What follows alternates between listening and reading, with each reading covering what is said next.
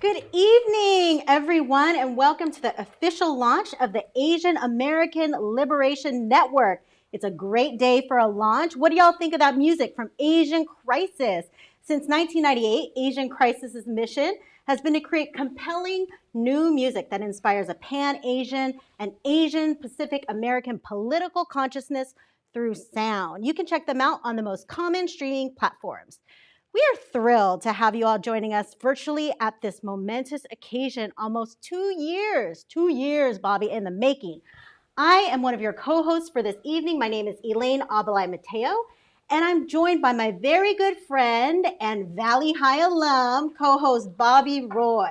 Thank you, Elaine. Yes, I am Bobby Dalton Guling Roy, and I too am excited to be joining you and all of our viewers tonight in celebration of this exciting organization, the Asian American Liberation Network. All right, so tonight we will hear all about the network, its accomplishments, and of course, the key leaders, partnerships, and community members who have helped to advance this organization. We will also take pause to celebrate the rich history of activism and organizing in the Sacramento Asian community and a shared history of solidarity within our community with our multicultural siblings and a commitment to moving forward towards collective liberation.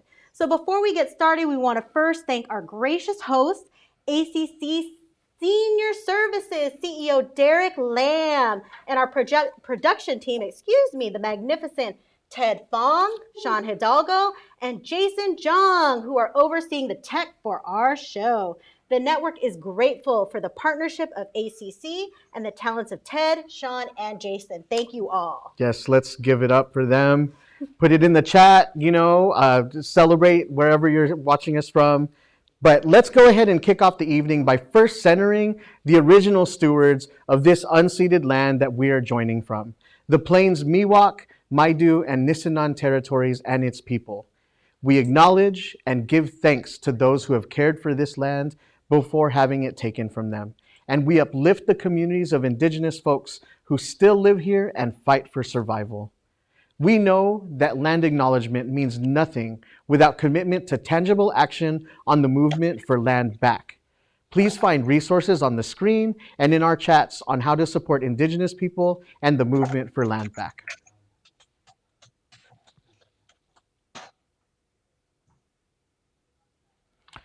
And here to share with us Healing Song, please welcome Carly Kohler. Thank you so much for having me. It's really an honor to be here. I was very blessed to be asked to sing a healing song for all of you. My name is Carly Kohler. I'm Hupa, Yurok, Karuk, and European American. My people are from the Trinity and Klamath Rivers up north, specifically Wichipek. My great-grandmother is Nancy Ern Kohler, and Jack Kohler is my grandpa, and they live up on the Hupa reservation, my reservation. I was asked today to sing a healing song, and I'm very honored to be able to do so. This healing song is sung for a person or a group of people who might be having some emotional turmoil, or who might be having a physical illness, or might be suffering from something that's physical. And this song is to provide healing, so positive energy, positive thoughts, goodwill towards a swift recovery, and for providing positive energy in the future for that person and to guide them in a good way. So I will sing this song for you all now, and I ask that you receive it in a good way and you carry it in a good way. So that the positive energy continues forward for everyone and for the world. So I'm gonna sing the healing song now. Oh, I do want to add that this healing song was taught to my family by a Shasta elder, and it's a healing song that's shared among many tribes up north. And this elder taught it to my father, who taught it to me when I was 6 years old. So thank you so much. Nekwe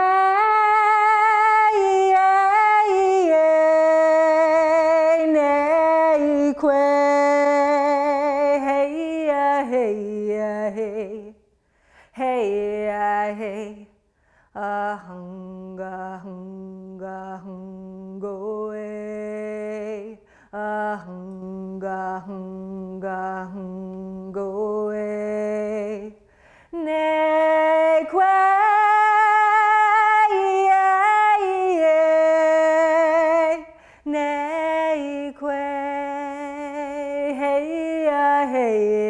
hey, hey, hey, ahunga, hunga, hungo, hey, ahunga, hunga, hungo, hey, ne que.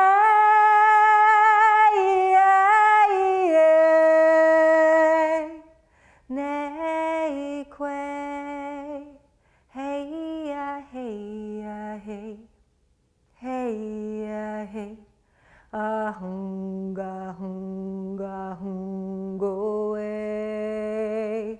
Ahunga, hunga, hungo, eh. Ne que,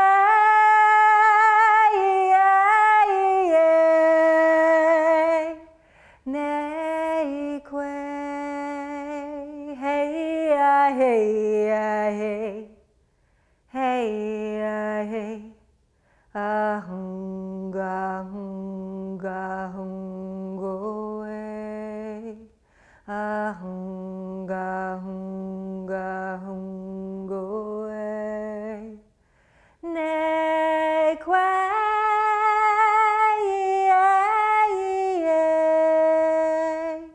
ne que, hey, hey, hey, ahunga, hunga, hungo, eh. Ahunga, hunga, hungo, eh. Ho! Thank you all for having me. It was truly an honor. Whew! Thank you. We could all use a little more healing and positivity. Folks, that was Carly Kohler. You can find out more about Carly's work on onnativeground.org. Okay, tonight we have so much to celebrate with some incredible programming, and a lot has gone into this coming up with and creating this virtual event, the celebration. And we want to first thank the launch committee and the Asian American Liberation Network board and staff, sponsors including Felicita Wines, Berry and Time, the California Endowment, and of course, ACC Senior Services. Also, as we proceed, I want to invite viewers at home to share your comments, your well wishes. It's a celebration. Let's celebrate, y'all. So let's do it in the virtual space, chat, and then post questions if you have questions about anything that's shared during the program today. We'd love to hear from you, and we will do our best to acknowledge them in the program. Absolutely. And also make sure that as you settle in and join us, that you have a celebratory beverage in hand, because at the conclusion of our event, we will share a toast with the co-directors of the network, Megan and Lee, and all of you at home to mark the occasion, the launch of the community-powered organization in Sacramento. All right, so why don't we talk a little bit about the history of Asian American organizing in the Sacramento region. So just 2 days ago, right here in this studio, ACC Senior Services Center hosted a history project entitled From One Became Many. It was a beautiful storytelling of the trailblazers right here in Sacramento who understood the diversity within the community, the nuance of identity and experience, and the power of coalition. It is that same spirit of collaboration in past organizations like the Asian Community Center, Asian Resources, and the Asian Legal Center that is found in the roots of the Asian American Liberation Network today.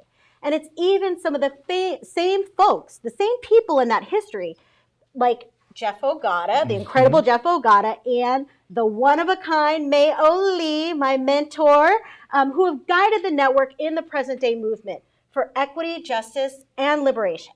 Yes. It was almost exactly 2 years ago that the Sacramento Asian Pacific Islander Network was founded by a group of Sacramento area Asian American community leaders, myself included. Now, we were looking for ways to collectively and effectively serve our communities as COVID was already bringing in so much pain and uncertainty. Through the network, community leaders felt an opportunity to build a unified presence that allowed them to amplify existing inequities made clear by the pandemic. It gave us a space to welcome leadership in individuals and in organizations. It allowed us to ask, what does it take to build a sustainable, progressive Asian American movement that unapologetically centers community? And it gave us a place to address the root causes to mounting racism, not only because we were witnessing the murders of our Black siblings like Sandra Bland, Stephon Clark, who lives 1 mile away from where I live, Philando Castile, Ahmaud Arbery, and George Floyd, but also because we knew these were causes that were directly linked to the hate and violence that we were also experiencing as Asian Americans. Yeah, and in over 2 years, this group of leaders representing many different organizations and backgrounds, including the Bulasan Center for Filipino Studies, Hmong Innovating Politics, My Sister's House, the Philippine National Day Association, and many others, formed an early movement for Asian American access, representation, and liberation.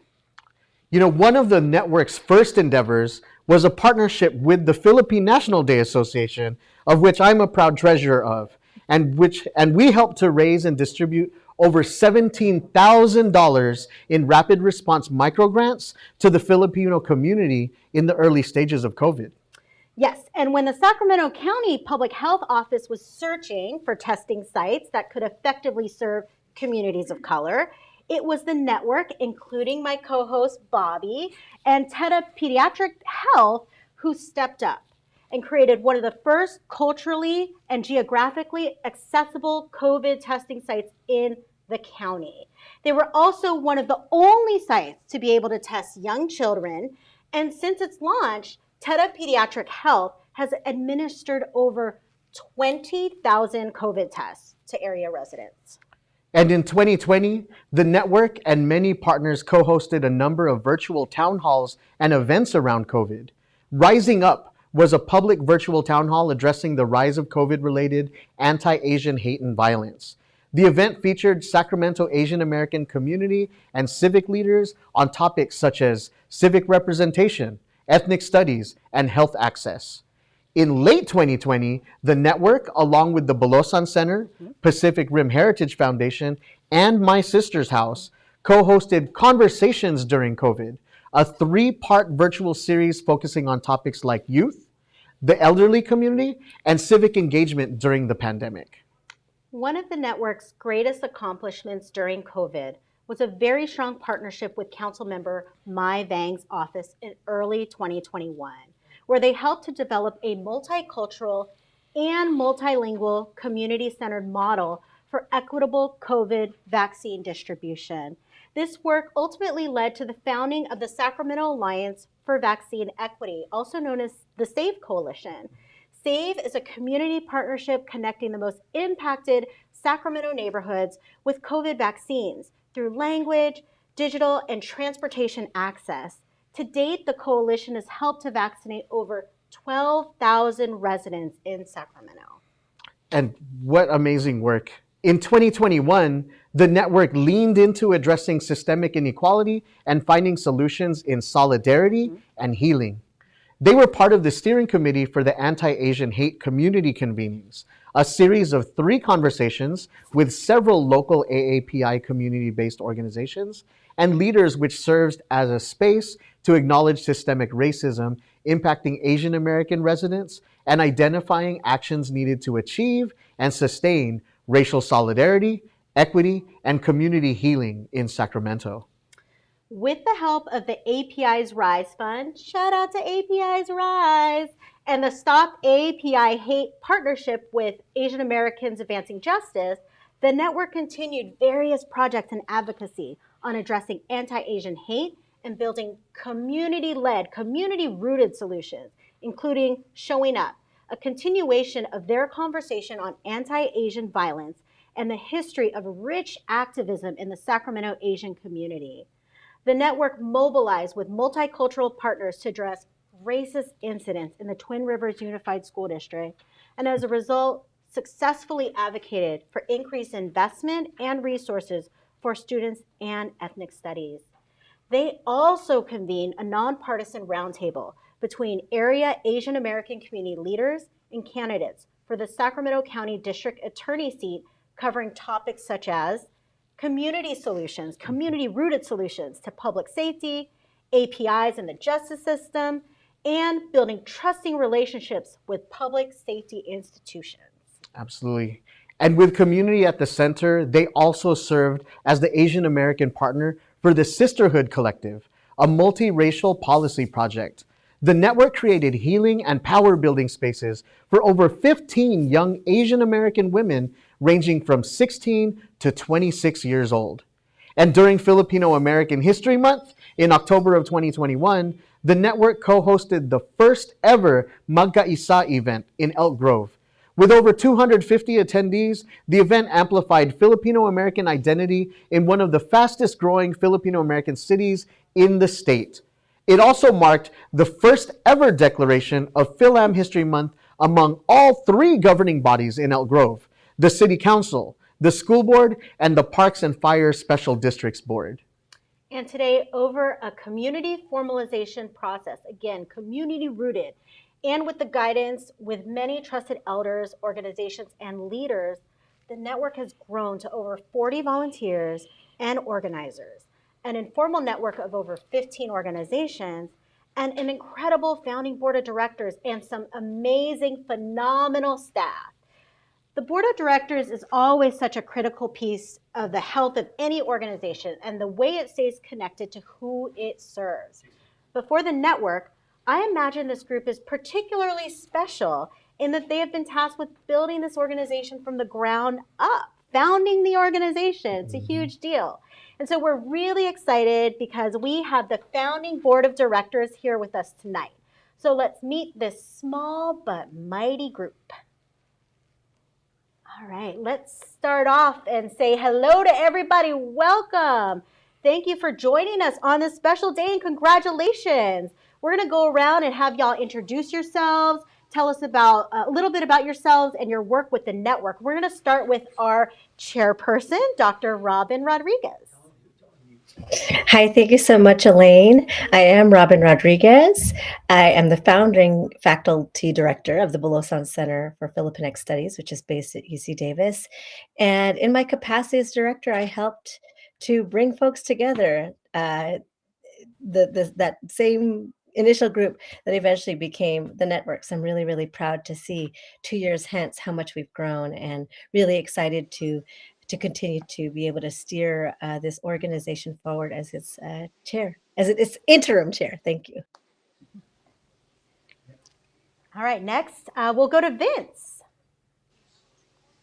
Hello, everyone. And Elaine and Bobby, you look great. You sound amazing. Thank you for hosting this event on behalf of the network. I'm Vince Salas. I work as a consultant for Everyday Impact Consulting.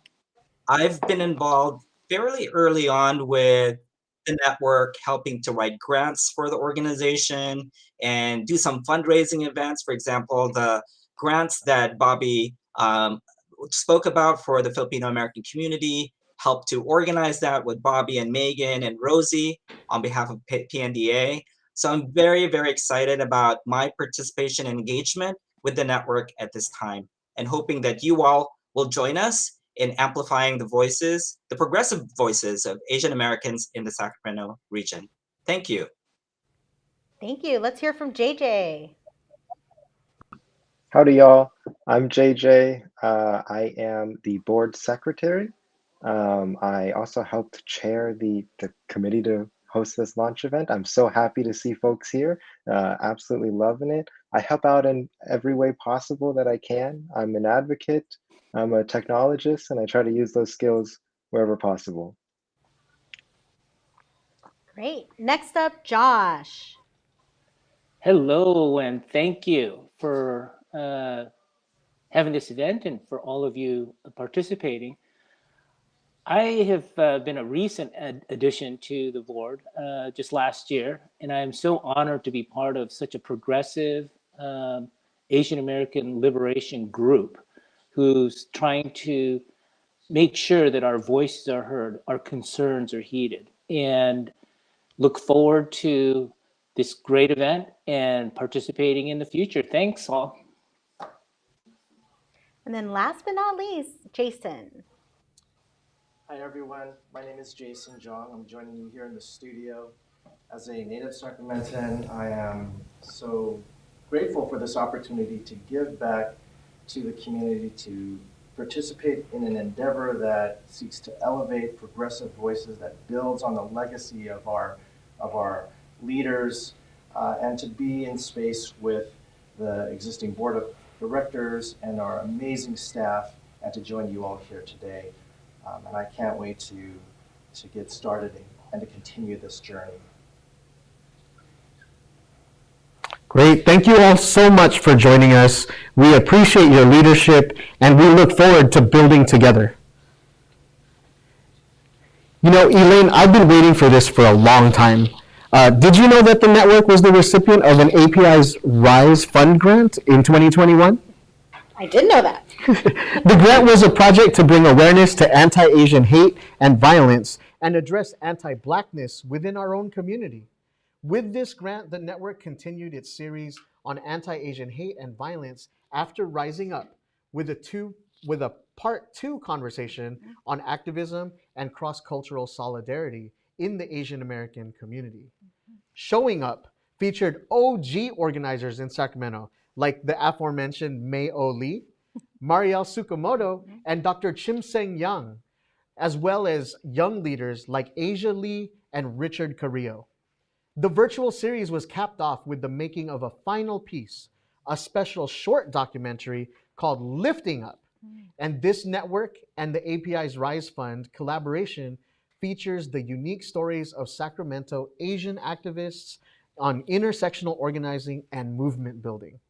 Today is the debut of this short documentary that teaches us why our shared struggles and triumphs as Asian Americans are inextricably linked to the larger movement for justice and liberation. And so here it is. We present Lifting Up. There are currently over 6 million Asian Americans living in California today. Sacramento County is home to over 280,000 Asian American, Native Hawaiian, and Pacific Islanders. These groups represent a wide array of intersectional identities, including national, ethnic, cultural, socioeconomic, linguistic, religious, and political differences. In other words, we are not a monolith. We are as diverse as the history of the United States, from Chinese miners who came during the gold rush in the 1800s, to Filipino farmers who established Little Manila in Stockton in the 1930s, to Vietnamese and Southeast Asian refugees who built Little Vietnam in South Sacramento since the 1970s. We will hear from Asian American community leaders about their experiences organizing in Sacramento. The rich and powerful landscape of organizing and activism in our region continues to shape our movements and community building efforts. There were 11 of us children. 9 survived, and we started in Nielsen. My dad was a contract laborer. Dad's crew usually were Filipinos, but he also, I remember him picking up a couple of Middle Eastern guys and some Mexicans. Most of the time it was the first wave of Filipino workers that came here were the Manongs. When I was 6, we moved to Galt. It was a very difficult place to live in because of the racism that we faced going to school. We were the only brown people, and it was kind of difficult. Dad and Mom always said, you have to get an education. They said, look, we don't want you to live like this. So when I got to City College, we were just amazed. We started talking about Filipino history and stuff like that, and I thought, I don't know anything about Filipino history, and I'm kind of stupid not thinking what I had lived through was Filipino history. So I met Dick, and we struck up a friendship. When I got to Sac City, I wasn't really politically developed yet. I was still walking around trying to see where I fit. We actually founded the Kayumangi, which was the first Filipino club in Sac State. At the same time, that's the ethnic studies was a fledgling program. As we were able to find out, who we were, it was really eye-opening.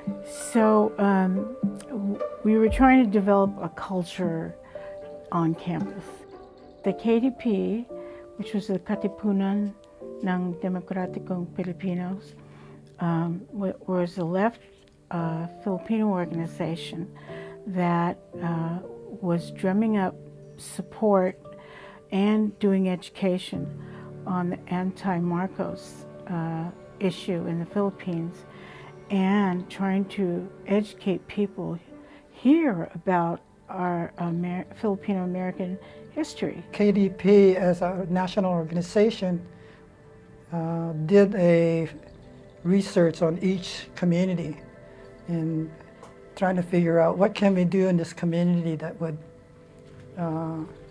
help us do our work, at the same time, bring the community forward. So we were really targeted by KDP because we were here, and we had local activists who were Vince Reyes and my sister Maxie. And so they helped us create a chapter.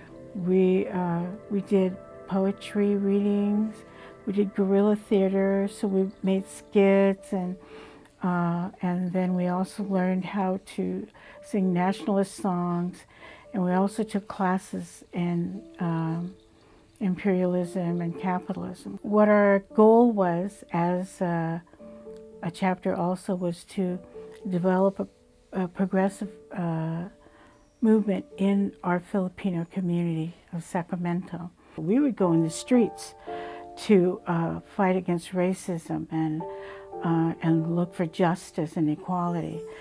KDP was also trying to develop a way of unifying all these little groups of people who were spreading progressive information and ways of thinking. The thing that not everybody knows, if you ever ask anybody in the community, how did the fiesta start? It actually started with KDP. And I think we're at that point where we're just starting to, spark again some of the, people that's becoming a lot more active, and probably have been waiting, for the community to start, organizing and trying to meet our needs in the community. Out of this history also emerges a legacy of mutual aid and solidarity rooted in the shared desire for justice and liberation. So my story, like a lot of immigrant stories, is a complicated one, but I'm an American by choice, and I also identify as Punjabi. In addition to that, my faith-based community is Sikh. And so there's over 100 years of history of Sikhs in the United States. Like many immigrants, they came to this country for jobs. Where we came from in Punjab had a very similar geography and weather and agriculture in particular to Northern California and the Central Valley. What's true about the Sikh community in the United States is that many of them came in the 1980s or thereafter, when the Indian government was engaged in persecution and genocidal acts against Sikhs. So it is true that almost every Sikh in the United States is either a refugee, directly connected to a refugee, or has some direct familial connection to those folks that have experienced persecution in India. Soon after we immigrated, my father passed away. And in a very real sense, the community raised me, and I learned how important community is, whether it's Desi culture or Sikh or Punjabi. That's the experience which informs everything I do now. 2 Sikh grandfathers were shot and murdered in Elk Grove, and they were truthfully the best among us. Although it's been 10 years now and we haven't found the people responsible, Certainly that's a consideration for us, that hate was a factor. But the response inside our community, look, we were devastated. And what became clear very quickly after the murders was that we did not have local infrastructure to respond to that event, and really to a lot of challenges that we might face. We just didn't have the infrastructure. So we invited more elected officials to our Gurdwara, our place of worship, to break bread with us, to listen to the issues that are important to us, and to address the community. We encouraged folks to get involved, to have their children volunteer in civic organizations. For SIX, one of our most important tenets is the divinity of all people, that we are all equal. So when we organize as a community, it's essentially meaningless if we are not lifting up our siblings at the same time from other communities. So, when there's a hate crime against the LGBTQ sibling like there was in Davis, the leadership of the West Sacramento Gurdwara said, we need to be there in defense of those people. And that's been really their course of practice, and how they've been toward me is to stand up for others when they are in need, because that's the right thing to do. That's how you build community, and that's how we lift up our own community, is in the defense of others. In our organizing, we realized that we needed ways, one, to keep their memory alive, two, to support the family, and three, to continue to create opportunities where a witness might come forward. So we had door knocks, talking to business owners, putting up signs, we had rallies. But when the issue came up of naming a park in Elk Grove, we recognized that this would be an opportunity where we could serve all three of those goals. The name Sing and Gore Park, we arrived at that name because we wanted to honor not only the two grandfathers that were murdered, knowing that every Sikh seeing the name Sing and Gore would identify with it, and that any member in the community that had ever met a Sing and a Gore would say, oh yeah, I know a person from that community, let me learn more about this park. Indeed, the term Asian American itself is a political identity that emerged out of the Yellow Power movement and student protests in the 1960s. In addition to claiming our place in the nation, Asian America represents a shared history of oppression with our Black, Indigenous, Chicanx, and Latinx siblings. I identify as a transgender, Chinese, Vietnamese, woman of color. One of the things I used to identify as a refugee too, because I am a refugee. Yeah, so we flew into Los Angeles, LAX, and I'll never forget my mother's cries when she saw her son, my oldest brother, for the first time, because he was the first one to leave, and she hadn't seen him in over a decade. And I'll never forget that wailing that she had. That trauma, it does pass down to the kids. Even though I didn't experience the war, I still felt the residue of war. I was a very feminine child. Part of my artistic expression in nature, I also played a lot with dolls, and my parents, they never shunned me or shamed me for it.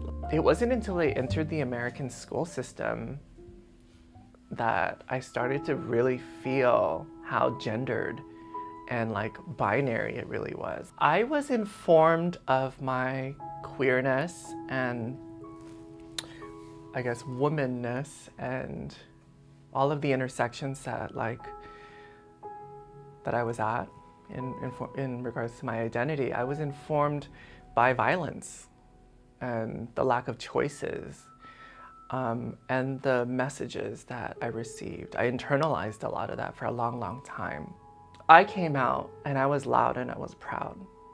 And I was trying to find some history. I was trying to find out, well, there must be more of us, right? I went to the gay prides after high school, but they're mostly vendors from just all of these companies that were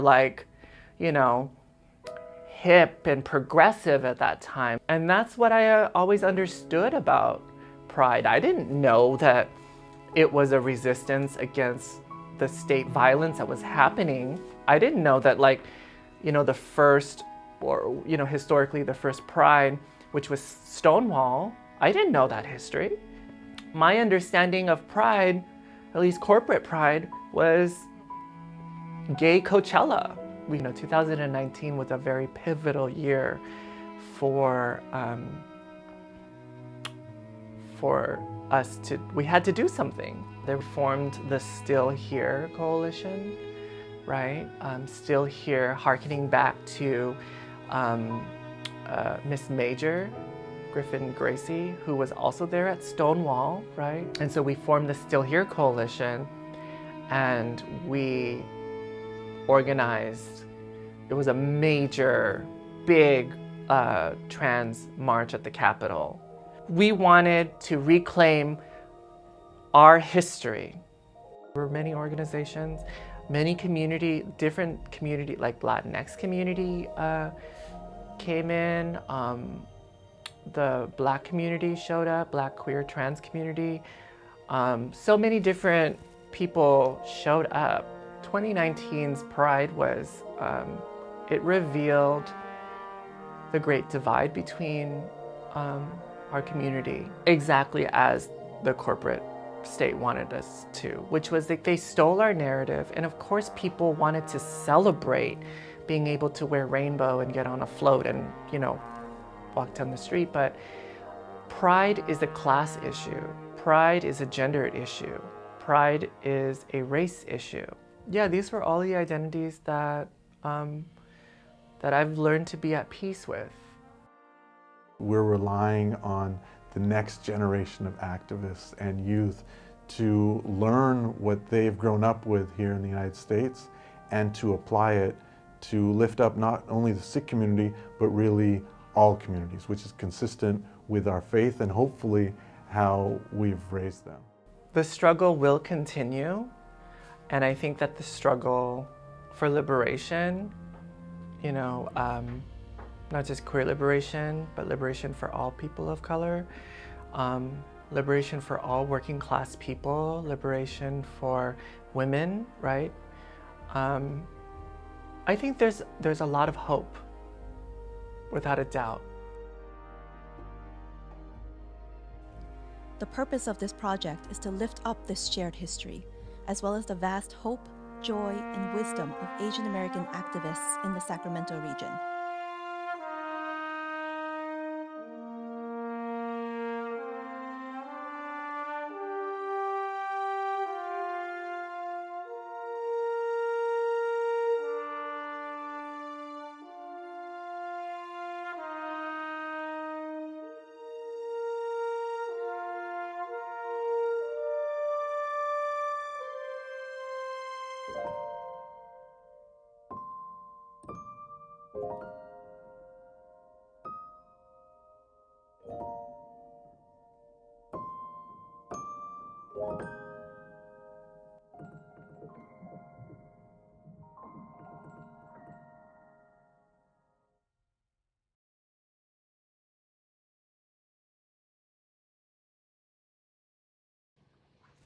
Whew. Wow, that was powerful and deep and important and beautiful. Let's give it up for lifting up on the chat in the virtual space. Let's celebrate. Special thank you to some of the folks who made that happen.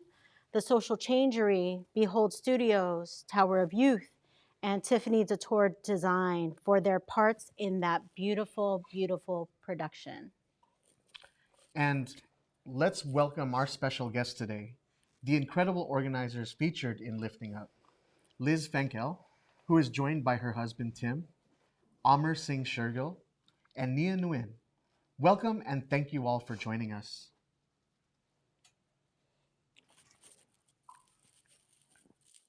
So that was very powerful, and I imagine for some of you, a bit of a roller coaster telling your stories. Some parts tough and some just very, very inspiring. Amr, you detailed how the Sikh community's values are rooted in showing up for others when they need support the most. so that we all rise together. How important is it for our community members and those outside our community to see this kind of solidarity? You know, it really is everything. And I'm so inspired today, you know, hearing you all talk about anti-blackness in our community and including the transgender community. And for Sikhs, of course, you know, we learn early on that, you know, we are born of a faith which provided a revolutionary idea for South Asia at the time, that all people are equal, Muslim, Sikh, Hindu, and we have carried that tradition throughout. You know, our most revered leaders are those that gave up their lives in the defense of religious freedom for other communities. And that's the mentorship I've received here in Sacramento from, you know, the Sikh leaders that have planted the trees for the shade that I now enjoy, that they have always said to stand up for other communities. And it's been my honor to march for Black lives, and to stand with women, and to stand with the LGBTQ community when there are hate crimes. Because, you know, when we stand up for them, we are standing up for all of us. And that's the message we try to give to the youth that are really our future and are taking hold of this message in a really exciting way. You know, bringing the Sikh faith to traditions to others and inviting them into our spaces so that we can all be lifted together. So thank you so much for that video message and providing time today. Ooh, thank you so much, Amr. Ooh, and Nia, your words about pride being an issue across gender and class and race, that was power. And our community, Asian American community, has endured gender and racial violence. I'm wondering if you can share your views on why it's critical for Asian Americans to show up, to stand up for each other and others across gender, race, ability, and other identities. Yes, thank you. Thank you so much for giving me the platform and the space to speak and share. This is something that has not been done before for our community, right? Specifically, the LGBT community for our API siblings to include people like myself into this conversation. And I think that really shows that, like, we really need to build bridges, right? Building bridges is such an important task to create solidarity among different organizations and communities, right? Because, you know, what Martin Luther King Jr. said, that the three evils of the system can only be shattered and destroyed by these three evils, right? These three evils, economic injustice, racism, and militarism, has brought us all here. All of the identities that we share, whether we do meet at that intersection or not, they all coalesce to one or three sources of evil, and that is militarism, economic injustice, and racism. And so that's why it's important for us to build bridges.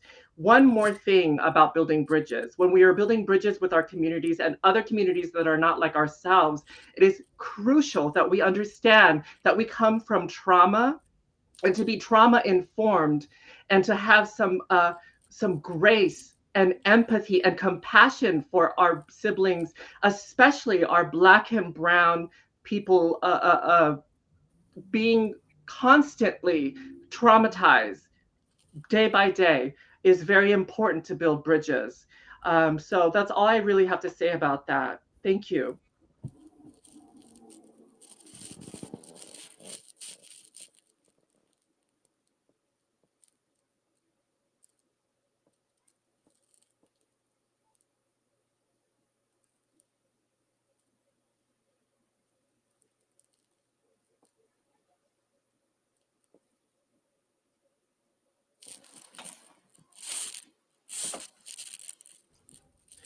So I don't know if you could hear me, but I can't hear the live stream at all. Nor can I. I think we're done, so we can leave.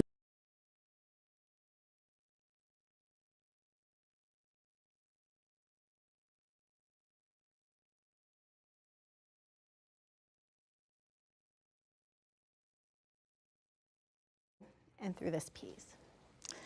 Ben, Ben was our first grandchild in our family and our first child. And during his growing up, I was active in the anti-Marcos movement, and which bridged with the civil rights movement, and also all the international issues like the Palestinians and other issues of people fighting for human rights and justice in their own countries. And Ben had to go with me to all these things, and he learned a lot about the importance of knowing our history, knowing how the farmers grew up in our families like us who lived camp to camp and understood the struggles of racism. And Ben was amazing, and he appreciated the Philippine National Day Foundation growing up and what it represented for Filipino community. And so in his work, even with state parks, he developed bridges with the Chinese community in San Francisco, knowing how important it was to raise their story about the traumas of immigration at the Angel Island immigration stations. So we know Ben was very inspired by our life and by what we struggled for during our work. And I want to tell you, I really appreciate the fact that you were able to bring this beautiful documentary to our communities. And there's hope for us to continue that kind of work. Thank you so much.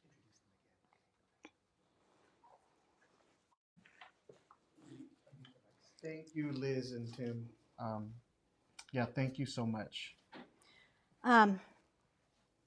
Liz and Tim, Megan, who led this project, this documentary on behalf of the network, shared with me the idea behind the documentary was sparked by a conversation she had had with your son, Ben, before he passed in 2018. He wanted to juxtapose what it was like growing up in an organizer family and going to marches as a kid, and what he was seeing transpire during Ferguson and other movements around Black lives at the time. And so just want to give a moment to honor Ben and all that he inspired in our community. And like was said in the video, we remain hopeful. Absolutely. And, you know, something that's ringing in my mind right now is something that my godson just asked me last night. And it was, Bobby, why don't we learn about this stuff in history? And it's just ringing over and over. And even my, actually our high school history teacher, right, Mr. Myron Piper, in a project called History Day, he told us to always look for the wrinkles in history. And that those wrinkles are the things that make it important, that make it meaningful, that make it relevant. And so thank you for joining us today, for storytelling, for telling us about this wrinkle in history, and for your legacy to the community. So just thank you again. Now it's time to meet the incredible staff of the Asian American Liberation Network. Welcome all. Thank you, Elaine and Bobby. I did not expect that to be so emotional, so I appreciate y'all really picking it up. And I know this is supposed to be a celebration, but that was so special. Thank you so much. It's really a pleasure to be here. And thank you both for graciously hosting this celebration. My name is Megan Sapigao, and I'm joined with my co-director, Lilo. Before we talk a little bit about what's in store for Asian American Liberation Network in 2022, we were just recently privileged to bring 3 new team members on. And so I want to make sure we bring our team members on and introduce and celebrate them first.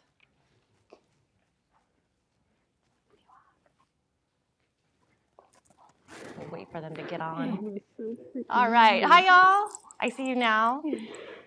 Hi, this is Ren Lum, our community outreach intern, Nell Garcia, our community impact intern, and Jay Se Chow, who will be leading this year's Sisterhood Collective cohort program. So we are so grateful to have the talent and expertise of this team. We look forward to all that they'll bring, and thank you again for just popping in and joining us. We wanted to make sure we brought you in and honored you. So I'll turn it over to Lee, who will talk a little bit more about what's in store for 2022. Thank you so much, Megan. Hi, everyone. Once again, the Asian American Liberation Network's mission is to build power for the Asian American community to advance social justice and collective liberation. And truly, as our host shared, the network was born and founded in response to the unjust suffering that our community has always experienced. As you all saw also in the documentary, that has only been exacerbated as a result of the pandemic.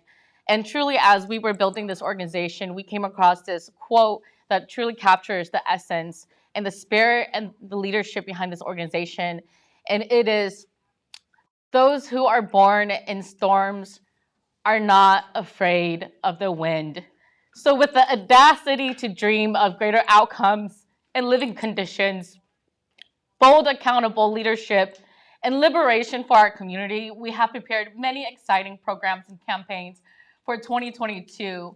And so in addition to the work that we've been doing with COVID-19 regarding vaccination, protection, and health access to our communities, there are an additional area of impact we have been responding to. And some of the highlights for this upcoming year's programming include unapologetically investing in Asian American women, femme, and young people. In March, we will be launching bi-weekly healing circles and workshops. And in September, we will be launching a Healing and Power Building Summit where we are convening Indigenous leaders, and community-defined mental health services practitioners to really come together to identify ways to address healing in our community. We are reimagining public safety and public health delivery systems with the City and County of Sacramento to appropriately respond to our communities in the context of COVID-19 and the rising anti-Asian hate incidents. And we are boldly addressing racism, anti-Blackness, and anti-Asian hate in our systems and in our community, including advocating for strong, community-inclusive ethnic studies curriculum to be implemented in our regional school districts.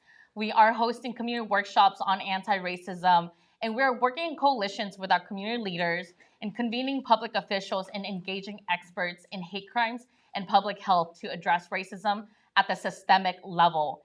And organizationally, we are determined to raise funding, recruit, develop, and develop a permanent board and formalize a membership structure that engages community where you all are at. So however you want to engage, we want to see you, we want to meet you, we want to build with you. Thank you, Lee. And with this work, we want to make sure that we model the values that this organization was founded on 2 years ago. And Lee always tells me that we can only go at the speed of trust. And of course, what resources and capacity we have to achieve. So not only will it be a critical year for organizational development and fund development at AALN, but it'll also be critical for investing in the community this year. So building trust, building coalition, of course, a lot of listening, and of course, caring for one another. And so we are so excited for this year, and we have so much gratitude for this opportunity to lead this organization. We hope you will all build with us, contribute to this organization with time and treasure and energy, and be a part of this movement. Thank you all at home for watching. Thank you, my partner, Lee. Our amazing team. Yes. Hopefully we can bring them back in. Thank you all, and thank you so much to our gracious hosts who are here tonight, our production team. Thank you, thank you. Well, thank you, Lee. Thank you, Megan. I am seeing the love on social media. Let's just fill this virtual space with love and just so much gratitude. And there's some healing going on tonight. This is all incredibly beautiful as we celebrate the launch of the Asian American Liberation Network. So now it's my honor to lead this next segment and introduce this bright, young Vietnamese American poet from Sacramento, California, who's also an organizer with the Asian American Liberation Network. She was a 2020 Sacramento Youth Poet Laureate, a program of Sacramento Area Youth Speaks, and in 2021, on the heels of the amazing Amanda Gorman, she was named the 5th National Youth Poet Laureate of the United States. Please welcome Alexandra Huynh.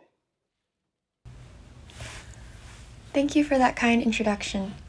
Next, I'll be performing a poem called Proud, which is about never forgetting where you come from, as well as building a new home for yourself and finding chosen family. My parents were the first to teach me what it is to be proud.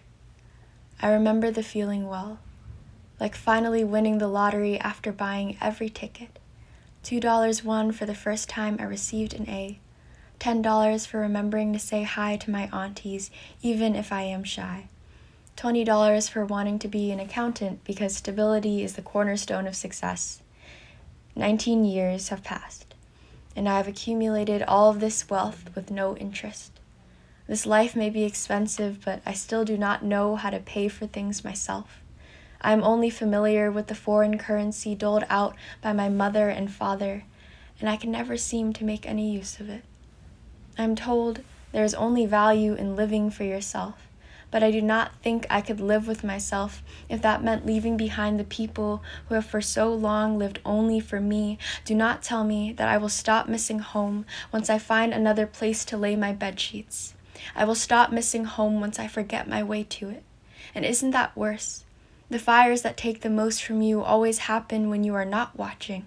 I am afraid that the first time I am called back home, it will be by sirens or smoke signals or the sound of ancient timber collapsing to a pile of charcoal, and all I will be able to do is reach out to my mother's crumbling face and write my name on the pavement so the police will know who started the fire. And I am afraid that I will be able to run faster and farther if my past goes up in flames behind me, and I am afraid that if I never leave when this house burns down, I will be the one trapped inside of it. I am still learning how to walk along an unmarked path, how to follow a star. In the midst of it all, my parents' souvenir coins still jangle in my back pocket as I move in paces towards the house I built for myself, and I am not afraid of certain disaster, of childhood homelessness, because I can still see that house from my new bedroom window. But nothing brings me greater comfort than being in this home I built for myself with my chosen family. Thank you.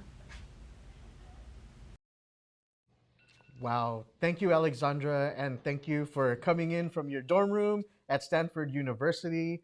Your words resonate so much with me right now.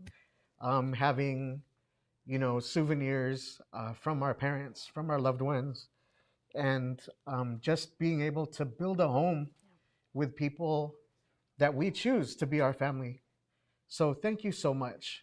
And what an incredible young woman, too. I mean, she tuning in from her dorm room at Stanford, representing Sacramento. So lots of love to Alexandra for all of the beautiful words that she shared with us through that poem. Absolutely. So show some love in the chat, and let's go ahead and take a look at some of those chat comments coming in from our viewers. Angela Dorsey saying, "It's so beautiful," triple exclamation point. Goia, I see you, Elaine A. and Bobby Dalton. We see you. We see you. Goia, congratulations to the AALN. Thank you to the Asian American Leadership Network.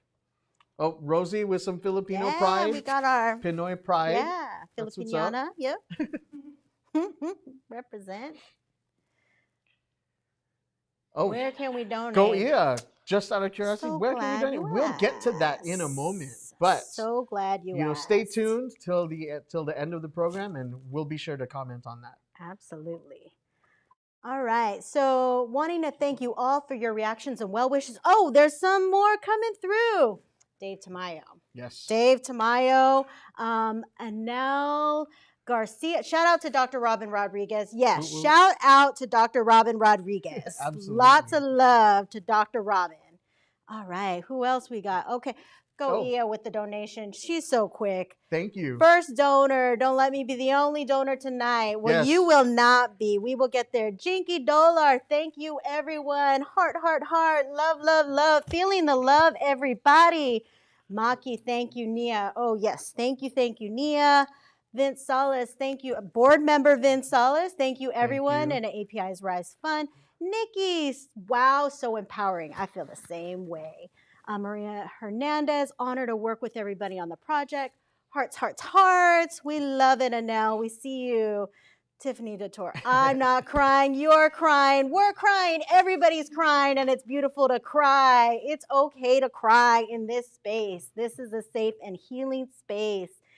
Thank you again, Nia. Uplifting Black and Brown LGBTQIA stories. So important in the history and the now of where we're at and where we need to go. It was an honor knowing Ben. And we love, love, love and honor Ben in this space. Shout out to Lee. Shout out to Lee. Yes, we love Lee. Support your local 501c3 nonprofit. Yes, yes, work. yes. Absolutely. Definitely want to make sure we do that. Lots and lots of love in the virtual space. Who else donated? Goia's gonna find you all. Absolutely. You are gonna get an ask from Goia. Kat, love all these plans. Yes, we have work to do. There's lots coming up. Thank you for your support, sharing your story. Appreciate the emotional depth. Hopeful, hopeful, hopeful. Thank you for including the Sikh community and solidarity. Yes, absolutely. Anacito, glad that your organization is going to educate the youth about our work. That was beautiful. And I have to say something about our young people. Our young people aren't the future, they are now. They are leading now. They're doing powerful things.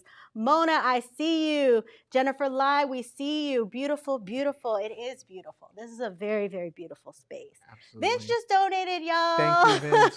Thank you, Vince.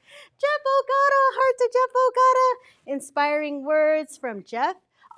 And happy birthday, Jeff. We're Happy so glad you were birthday. born. Thank you, thank you. Beautiful Belly, energy. thank you for your sponsorship today. Thank you, thank you. Oh my gosh, so much love in the beautiful space. Thanks for your reactions. Thanks for your well wishes. This work's not easy. It is hard, and we do it because of our love for one another, our love for community, and we feel the love in this virtual space. It's worth it. It may be hard, but it's worth it. It's worth it. That is right. Every step of the way. That's right. And so now I'm going to hand it over to Megan to do some additional acknowledgments. Take it away, Megan. Wow, that was a lot of love. I'm feeling that. Thank you so much. Thank you, Goia, for making sure you plug us on the donations. And thank you to everyone who commented in the chat. At this time, we want to acknowledge key leaders, organizations, fiscal sponsors, funding partners, and contributors to the Asian American Liberation Network since the beginning, 2 years, y'all. So as Lee and I name each of them on behalf of the organization, I just want to say there are not enough thank yous for their commitment and investment, having our backs and believing in this collective vision. Especially in this time of COVID, as a COVID-serving organization, it's not lost on us that it would have been easy for folks to just focus on surviving, which is what we certainly did. But we are so grateful that we showed up for each other because we knew that in coalition, we'd have a much better chance of not only survival, but a chance to thrive. And so I just want to say a million thank yous to the folks that you see on the screen. I'm going to name each of them. AAPI's for Civic Empowerment Education Fund, ACC Senior Services, Alexandra Huynh, Amados Kaya, Amar Singh Shergill, API's Rise Fund, Asian Americans Advancing Justice, Behold Studios, the Bulasan Center for Filipinx Studies, California Commission on API Affairs, the California Endowment, California Pan-Ethnic Health Network, Can't Stop, Won't Stop Consulting, Carly Kohler, Community Partners Advocates of Little Saigon, Sacramento, CPALS, Council on American Islamic Relations, CARE, Deborah DeBont, Dick Mazan. Empowering Marginalized Asian Communities, EMAC. Shout out to the 209. Empowering Pacific Islander Communities, EPIC. Everyday Impact Consulting, thank you, Elaine. Liz Fenkel and the entire Fenkel family. The Filipino Community of Sacramento and Vicinity, FCSV. Florida Japanese American Citizens League, JACL, Sacramento Valley. Hmong Innovating Politics since the beginning, HIP. Hmong Youth and Parents United, Haipu. UMIN Community Services, IMCS, J. Se Chow, Jakara Movement, Jeffrey Ogata, Kaiser Permanente, Catherine Asol, Little Manila Rising, Mindy Moa, My Sister's House. Special thank you to My Sister's House, who is currently our fiscal sponsor. Nell Garcia, Goia Yang, who's in the chat, Nia Nguyen, Office of Councilmember Mai Vang, and our strong partnership with the city, Padres Organized Communities, Pacific Rim Heritage Foundation, the Philippine National Day Association, who was also a fiscal sponsor early on, Ren Lum, our community intern, Sacramento Area Congregations Together, Sacramento ACT. Sacramento Filipinx LGBTQIA, Sacramento Region Community Foundation, Sierra Health Foundation, Social Justice Politicorps, The Social Changery, Tiffany Dator Design, Tower of Youth, Ted Fong, TEDA Pediatric Health, and Professor Winnie Tam Hung.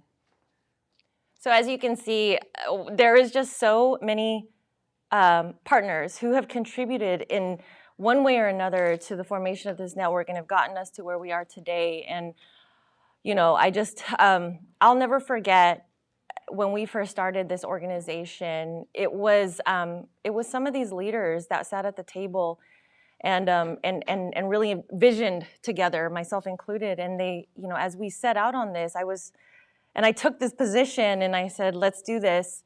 I was told by some of the folks that, you know, that helped this network, they said, we will not let you fail.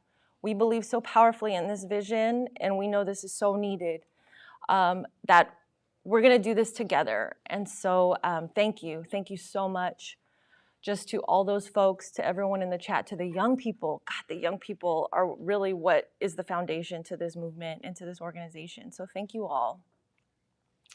Elaine, sorry, did you want to say something? No. I'll give it back to Elaine and Bobby. Okay, so now this is a celebration, y'all. So I hope you have your beverage of choice. It's after 5, right? Happy hour. So Right. Let's all grab a glass here. Thank you, Let's y'all, all for grab a prepping glass. this. Jason, please join us. Yeah, come on, Mr. Board Member. We'll give you all a minute to grab your beverages at home. Come on in, like we like each other. I know, we just want to. Okay, so I will lead this as we close out. I just want to say a huge toast to all the folks that have gone into bringing us here. You know, it's 2 years in the making. A huge shout out to this production team that's in the studio. I wish y'all could see how hard they worked. It's never easy to put on a live production. And so kudos to them for all their hard work. Shout out to our gracious hosts tonight. These were some of the folks that said, we will never let you fail. So thank you. Thank you both. Thank you to our guests tonight. You know, Amr, Nia, the Fenkels, Alex, Carly Kohler, and her beautiful voice. Thank you so much. Our incredible board of directors, our founding board of directors. You don't get more powerful than that, right? Some heavy hitters on our board who have really ushered in an amazing movement and built this organization with us. To my partner, Lee, thank you so much just for really having my back and being a great person to build this with. And thank you all at home who are watching with us and who have supported us from the beginning. Please stay with us because I think more to come. So cheers, everyone. Cheers. Yay, thank you. Thank you all so much. All right, y'all lifting your glasses. Okay. Before we close out, very important. I'm gonna move this. And then we're gonna talk to y'all about this last important thing. Make sure you're following following the Asian American Liberation Network. When you heard from Megan and Lee, there's some incredible work that's coming up, incredible work that they've done, and incredible work that's coming up. So follow on Facebook, the Gram, for updates, community events, and how to get involved. This is a coalition. This is community-rooted work, and it takes all of us. It's also important that we are supporting grassroots orgs, and grassroots orgs need all kind of resources and specifically funding. So you can now donate to this wonderful, important organization. Donate of time, so volunteer, but also you can donate of funding and money. And Goia has been looking out for y'all, and she's been watching. And we've seen some people give butter. Give butter. And I'll say this, I'm gonna make my donation right after this, and I'm gonna ask my co-host, Mr. Bobby Roy, to make his donation. Oh, like butter. Okay, I'm in. Okay. Totally. So like butter. So Bobby, Elaine, add your name to the list, donate. This is all love. This is coming from a place of love. It's a love of our people, of our community, of our stories. And so please give what you can, time and money, and give butter. And I'm sorry, I just really have to say we're being told to move in a little bit because I know there's going to be a pop-up here somewhere. I also want to say before we leave, something about Goia. Goia was one of our founding members too. So I know she's giving so much love in the chat because she's so rooted in this organization. So thank you, Goia, for that. And also, an original founding board member as well. She had to step down early on, but just really instrumental in the founding of our board too. So I have to plug that for Goia. Yeah. And then lastly, I want to say thank you to my sister's house and Nilda Valmores, the executive director at my sister's house, because Nilda, not only are they our fiscal sponsor as we journey into 501c3 status, but Nilda has just been just a huge space of wisdom and guidance as we build an organization. I mean, she's an OG. And so thank you, Nilda, just for always being a resource and for all your wisdom through this process. Thank you, everyone, and especially to our gracious production team, Ted, Sean, and Jason, and ACC Senior Services. Thank you to the entire board and staff at the Asian American Leadership Network for joining us. And thank you at home for celebrating with us. We celebrate you, we thank you, we'll build with you moving forward. That's all, y'all. It's been a ball. Have a good night. Good night. Good night.